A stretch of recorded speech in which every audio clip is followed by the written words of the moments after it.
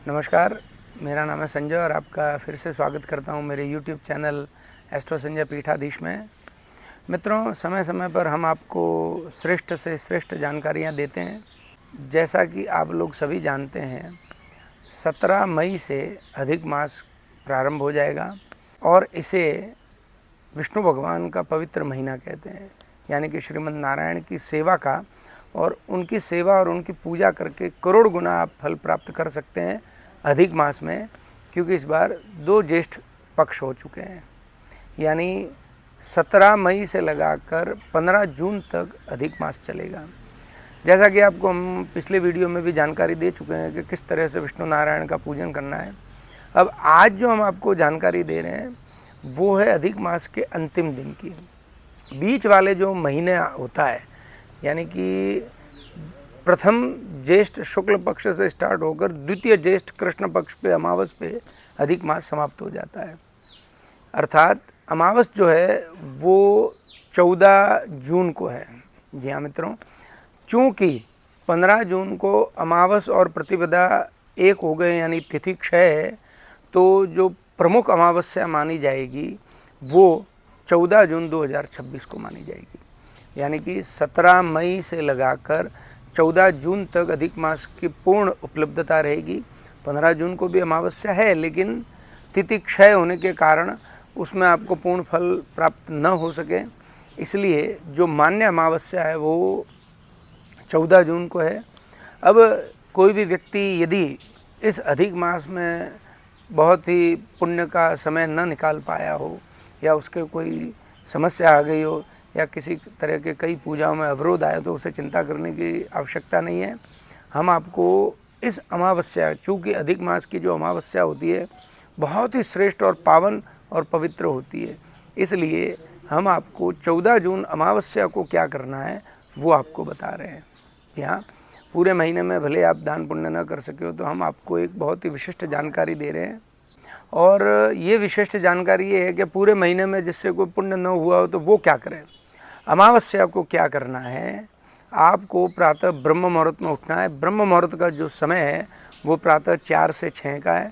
उसमें आप आपके शौच आदि से निवृत्त होइए और स्नान वगैरह कर आप जितना जल्दी हो सके पीपल के और वट वृक्ष के पेड़ के पास चले जाइए।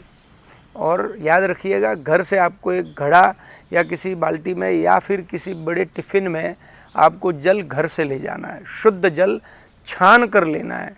चूँकि ये पितरों को अर्पण होगा, तो शास्त्र कहता है कि जिस तरह से हम छनाई किया हुआ पानी पीते हैं, वैसे पितरों को भी जो पानी पिलाना है वो किसी गमछे से या किसी कपड़े से छान के पिलाना है। तो आप जिस भी पात्र में वो पानी लें वो छान के लीजिएगा, और सुबह स्नान करते ही सीधे आप पीपल या वट वृक्ष के वहाँ पर पहुँच जाइए। और जितना भी पानी है, मान लीजिए कि आपके पास 1 बाल्टी पानी है, तो आपको जितने भी लोटे उसमें आते हैं वो चढ़ाने हैं, और प्रत्येक लोटे में अलग अलग मंत्र है। मान लीजिए कि आपके 11 लोटे उस बाल्टी में या उसमें पानी है, या फिर 5 लोटे हैं, तो इस तरह से क्रम होगा।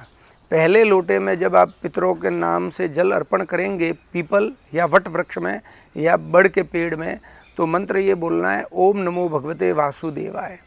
ओम नमो भगवते वासुदेवाय पहले लोटे में। दूसरे लोटे से जो जल अर्पण करेंगे उसमें आपको बोलना है, ओम नमो भगवते कृष्णाय नमः।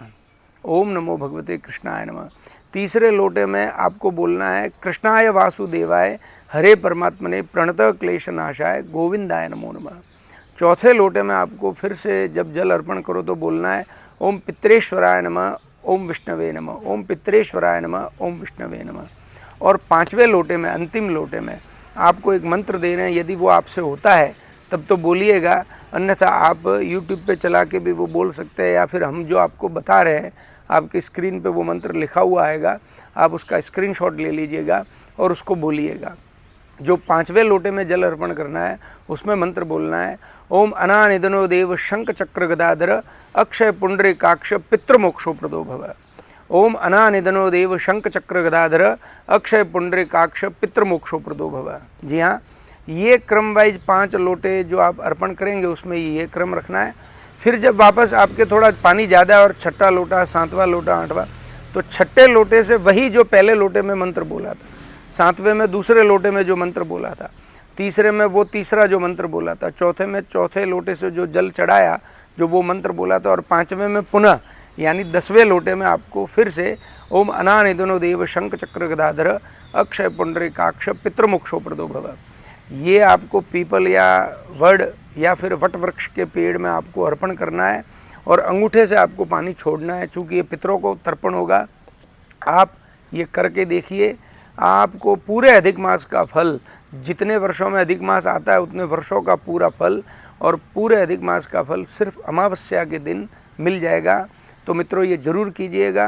को 14 जून को 2026 को अमावस्या के दिन ये आपको करना है, इसलिए ये विशिष्ट जानकारी हम आपके लिए लेकर आए।